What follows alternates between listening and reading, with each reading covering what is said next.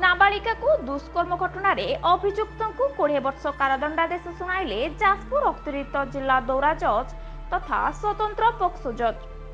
2022 मसीहा कालियापाणी थाना अंचलर 9 वर्षीय नाबालिका एक विवाह भोजी रे जोग देइथिबा बेले सुजोग देखि उक्त थाना अंचलर पंचानन प्रधान एक निकांचन स्थान को नहीं दुष्कर्म करथिले। एने परिवार वर्ग थाना रे लिखित अभियोग करथिले।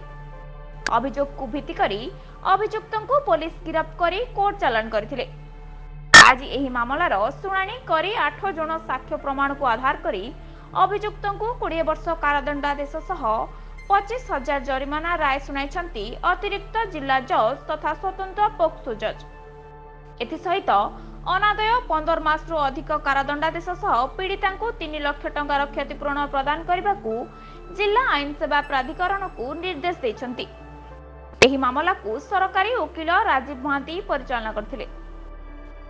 गत 8/7/2022 दिन जाजपुर जिलार कालियापाणी थाना अंचल जड़े नाबालिका 9 वर्षर जड़े नाबालिका से ग्राम गोटे भोजी की जाइथिला। भोजी अटेंड करला समय छोट छोट छुआ मान सहित संध्या 8टा बेले संध्या 6 ରୁ 8टा बेले से खेलुवा बेले यही समय अभियुक्त पंचानन प्रधान और पंचु संपृक्त नाबालिका को कौशल क्रमे ता हाथ को टाणी धरिकी एक अंधारुआ जगह से गाँव गोटे लटा भितर पकई तले पकई सहित दुष्कर्म कर अभियोग तार पीड़ितार माँ कालियापाणी थाना करथिला।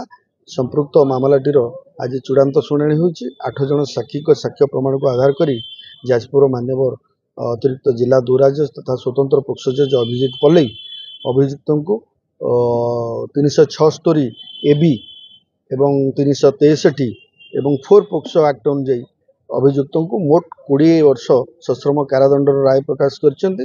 तत्सहित 25,000 टंकार जरिमानार राय उल्लेख रही।